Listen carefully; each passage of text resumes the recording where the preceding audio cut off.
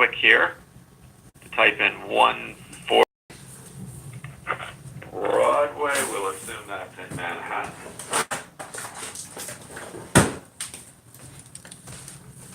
All right, so 140 Broadway, New York, New York. Massive building, office without commercial, 20 stories or more, 1.1 million square feet. That's a big building. So, and we see here the owner is 140 BW LLC, right? You can see here I'm looking at the address, the ownership information. Let's go to the owner tab. So just to stop the flow of things here, I'm going to show you a standard method for finding owners, okay?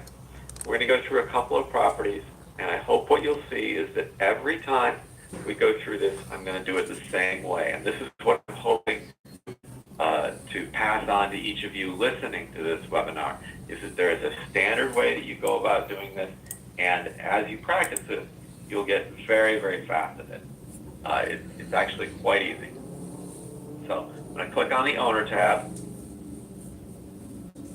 Now, I hope it's not a surprise to you that I, being the founder of Property Shark, have access to everything Property Shark. I have the complete subscription to Property Shark. And we do have our Real Owners service where we do all the research for you.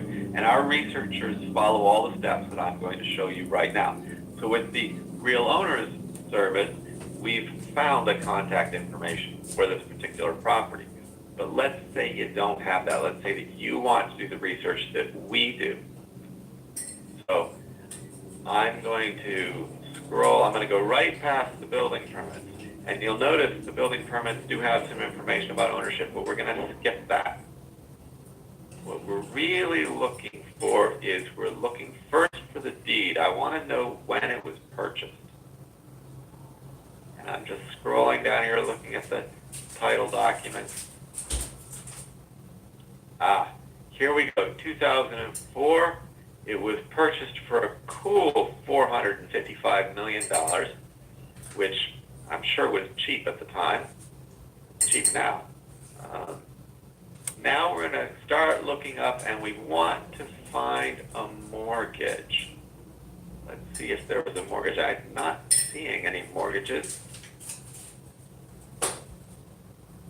But I do see these agreements. Now, agreements, so the best document to look at is a mortgage, but agreements and assignment of leases and rents can also be good. And the reason why is these are title documents in which the owner of the building is giving to someone else some kind of rights over the property. Typically, they're giving to the lender some kind of rights. And we want to see who signed on behalf of the LLC. So here we've got an agreement, but let's see what's the most recent agreement. Aha. Let's go up to 2013. We've got this agreement, but it's between Landesbank, Hessen, something or other. So that might not be what we're looking for, because we know, we go down here to the deed. Here's 140 Broadway Property LLC, sold it to 140 BW LLC. So our owner of the property, just as we saw on the first page of the property report, is this 140 BW LLC. So we need a document in which 140 BW LLC is giving rights to somebody else. That means we want to find 140 BW LLC in this first column here. Here we've got in the initial UCC 1, I see. Then we've got this agreement for $1 million. 140 BW LLC is giving some rights to Landesbank. Let me just see if there's anywhere else. Here is a more recent agreement, and 140 BW LLC appears in Party 1. Here's another one. All right, so we'll go into this one right here. Now what we're looking for, we know that these two parties, this Susquehanna and 140 BW, they gave some rights to Landesbank. We want to see who signed on their behalf. When it clicks this link to the document. 13-page document. And what we need to do is we need to look through here and find the signature pages. Signature pages usually come at the end. So let's just flip through here to the end. And let's see who signed on behalf.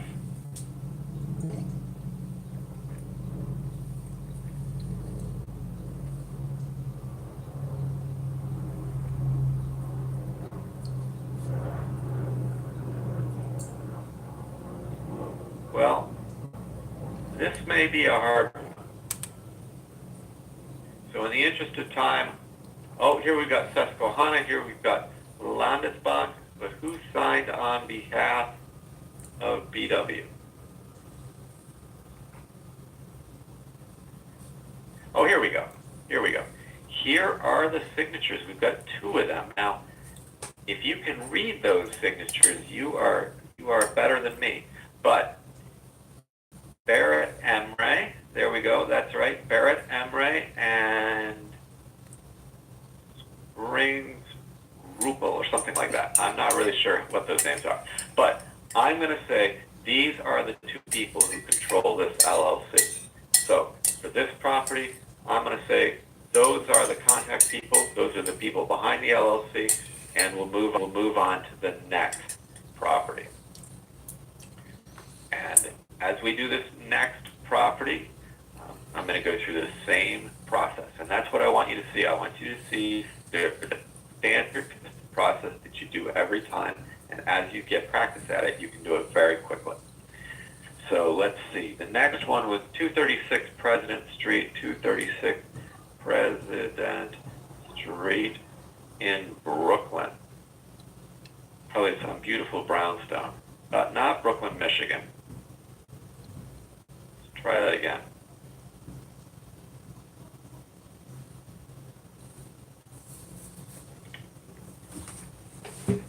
Let's see what we've got here.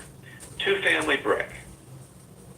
The owner is a trust of UW Giuseppe.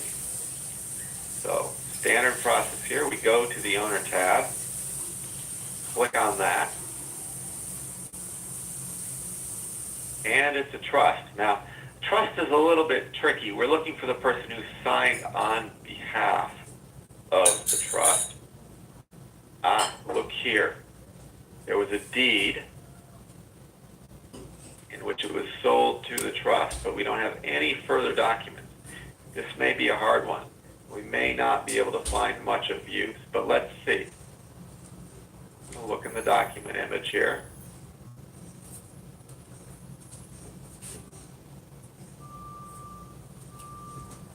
Now I'm just going to flip back here.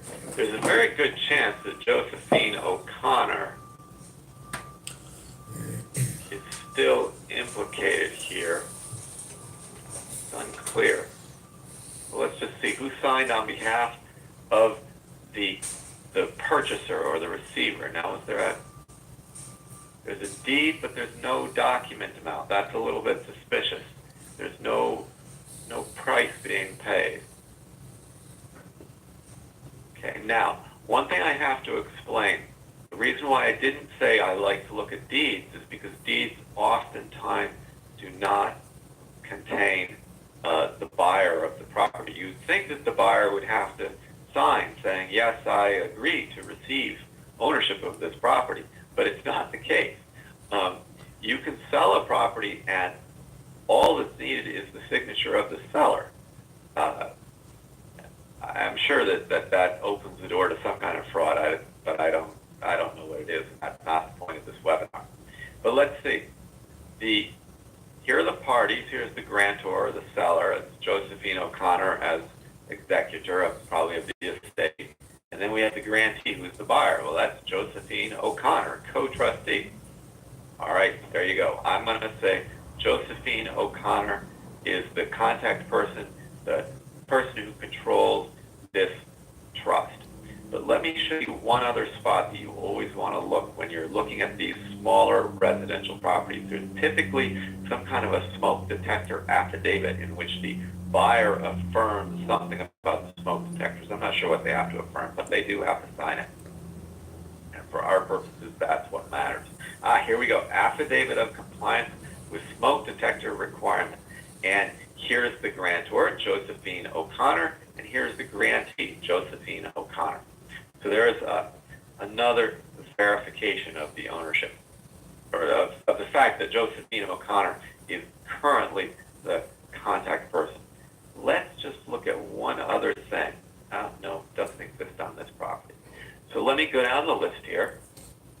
The next one is 37-92 103rd Street in Corona, New York. So that's going to be in Queens. So let's type that in, 3792 103 Street. You notice I didn't have to type in Queens there. Property Shark can usually figure out the borough. Just a quick tip to make things go faster. Again, we have a primary two-family with one store or office, and the registered owner is Jose Taveras, who, not surprisingly, lives there at the property. So there you go.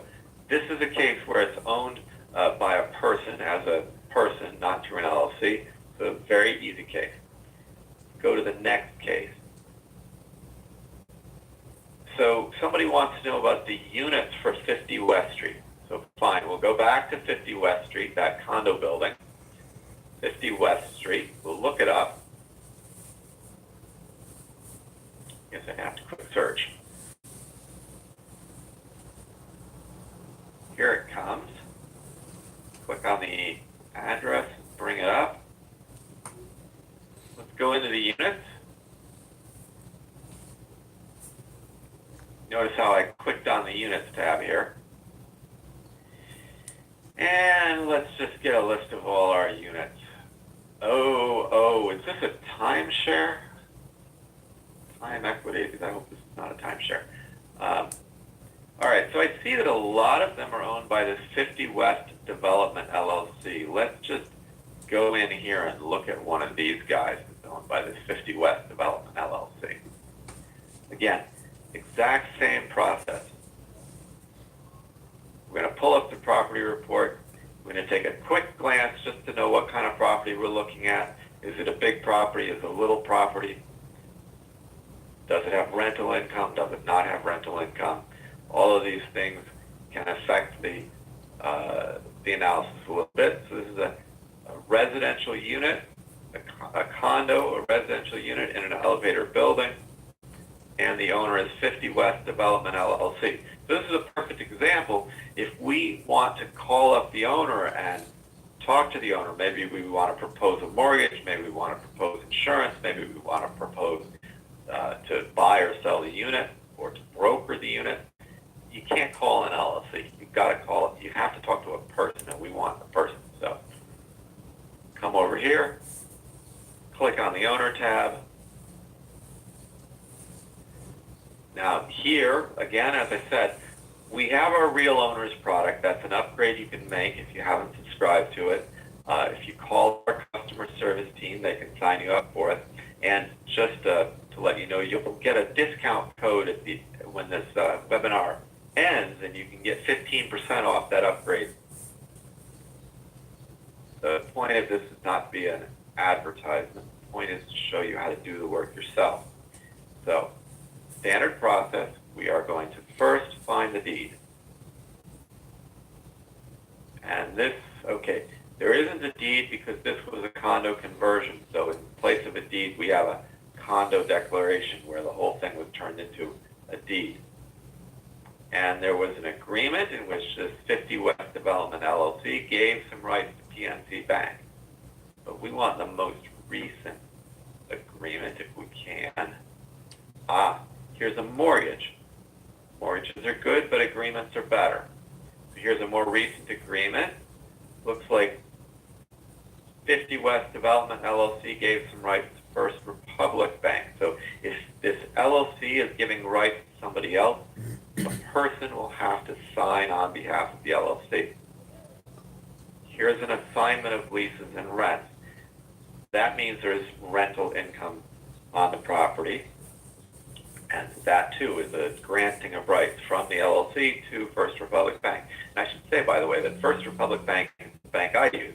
I have their ATM card in my pocket. But putting that aside, let me just click here on the document. I always like to get the most recent document that I know was signed by the LLC. LLCs can change their authorized signatories over time, so I want to get the most recent one. Here comes the document, and I see that here is the assignor, that's the person giving the rights, and the assignee, that's the person getting the rights. On the following pages, I see that, in fact, this document covers a whole bunch of properties. They're all condo units, all within this building. So with this one document, we're going to be able to figure out who's the contact person for all of these condo units. Now, I'm really going to start by looking here on the left side. And the reason is that I've done this a million times, and very quickly I can spot the signature pages. See, right here, here's the signature page. Well, that's boring. Oh, no, wait. Let's see. Here we go. Assigner. 50 West Development LLC, Robert Cantor, General Manager. There you go. I'm going to say that Robert Cantor is the General Manager of this LLC, and Robert Cantor is the person you need to call if you want to talk to about these units. So let's move on to the next property.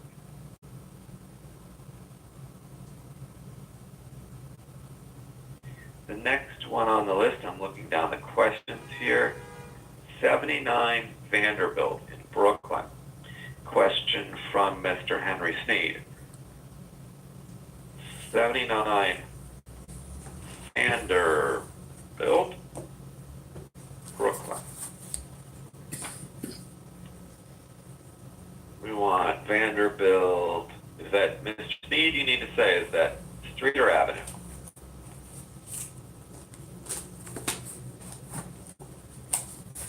All right, well, we'll pick avenue. Mr. Sneed. Oh, no, it seems like avenue was the wrong choice. Go back. We'll take the street.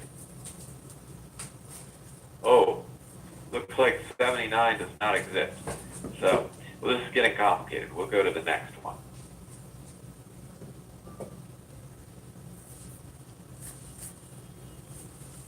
See, when you leave the spot choice, anything can happen.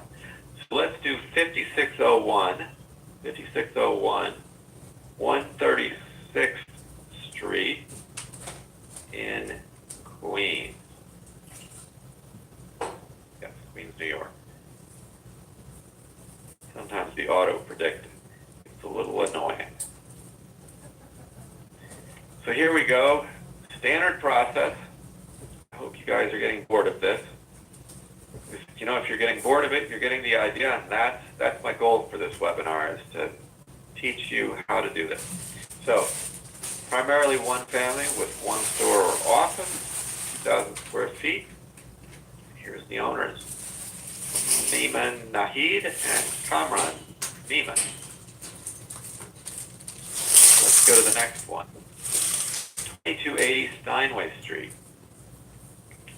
2280 Steinway Street in Queens, of course, the street where the pianos are made.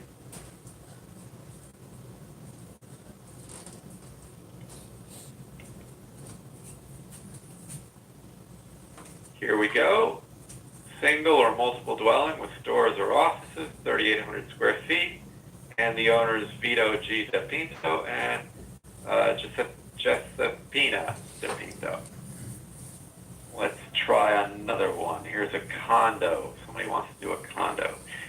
6360 102 Street, number C1, Rego Park. I think Rego Park's in Queens, right?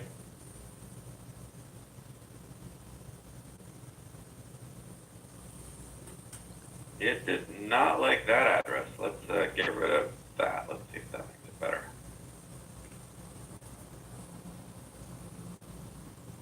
6360 102nd Street, I think.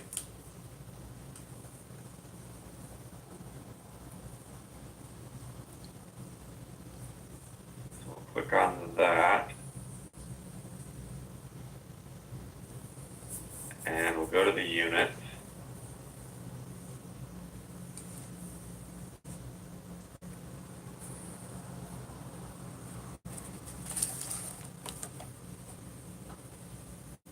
And C1, unit C1.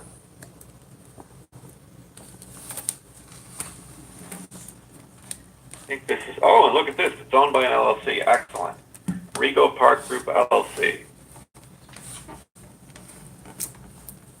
So here we go, follow the standard process. Go to owner, click on owner, and here we see that the Property Shark team has researched it. We've found the phone numbers. We've tried to call the phone numbers, but the owner hasn't answered. But we'll close that. We'll go down to the title document. Ooh, no mortgage. But we got a deed. Joseph Akeloff and David Seidolf sold it to this Rego Park Group LLC. Let's go into the document, see if maybe there's that smoke detector affidavit. Without the smoke detector affidavit, we're not going to get very far. This looks like it might be it. Yep, here we go. This is the smoke detector. No, just got to click on it again. Here's the smoke detector affidavit. And here is the owner. And that is completely illegible.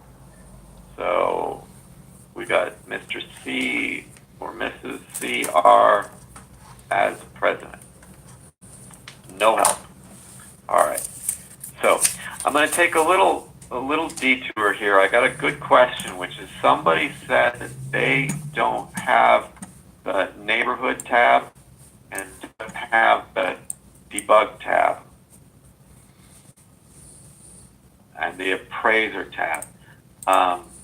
I'm a little surprised you don't have the neighborhood tab. I think everybody should have the neighborhood tab. Is there anybody else who doesn't have the neighborhood tab? But the odds are you don't have the appraiser tab. That's for appraisers only. We have a special data sharing agreement with the appraisers, and they get that tab by putting data in, and of course they get to get the data out. That's for appraisers only. And then debug, that's for me. That's because, as I said, I'm the founder of Property Shark, so I have super secret powers. Let's see. So I've explained a lot. I've shown some examples. I'd like to know, are people understanding, or are there other questions specifically related to finding of owners? We're approaching 30 minutes here, and I like to wrap these things up in 30 minutes. So I'll just give it a second here to see.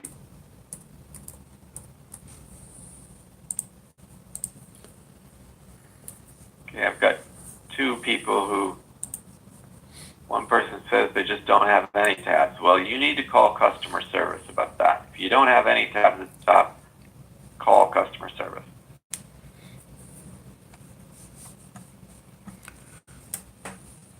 So a question, would your pro plan have some of these superpowers?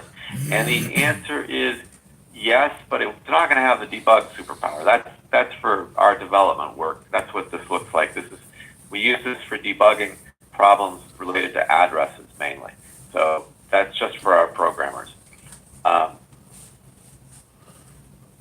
Again, I would say call customer service. Let me close by giving a pitch for our customer service here. I'm just going to expand this here, expand my screen. See here, we've got this phone number, 718-715-1758. That's our customer service. Anybody can call that number. Customer service will talk to you. They will explain things to you. They will help you. with things. If you want, they will sell you subscriptions. Today, they will sell you subscriptions with 15% off because you'll have the discount code.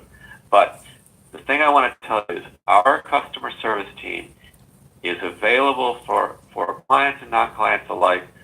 You can call it as much as you want. Our customer service team is not in any way measured on how quickly they get you off the phone. So if you have a hard question, I fully expect that they will take the time to explain the answer to you. That's what they're there for. And you know, real estate, you gotta seize the initiative. So I would say, if you have a question, get your courage up and call customer service. So, I got another question. How do I get the phone numbers? That is a difficult trick. And the answer to that difficult trick is you gotta subscribe to Real Owners. We have a team of 50 people who's doing all this research. And if you want the phone numbers, you're gonna have to upgrade to the Real Owner subscription. Not only do we research the phone numbers, but we have a calling team. The calling team makes 11,000 phone calls a day. That's an insane number of phone calls. They make 11,000 phone calls a day. That's 55,000 phone calls a week. That's over 200,000 phone calls a month. You can figure out it's like 2.5 million phone calls a year just to verify the phone numbers. And I think that we are the only service in the world that is selling verified phone numbers. Everybody will sell you numbers. I think they just randomly make them up.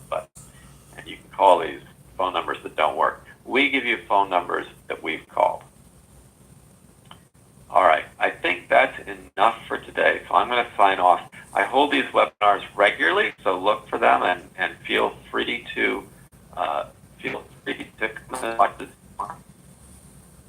Somebody's asking about the discount code. You'll get the discount code in the mail. It's a 6 or 8 random characters, so it's better if you get it through email as opposed to me saying it to you and trying to write it down as I say it. Well, thank you very much. Again, this is Matthew Haynes, the founder of Property Shark, and I look forward to seeing you at the next webinar.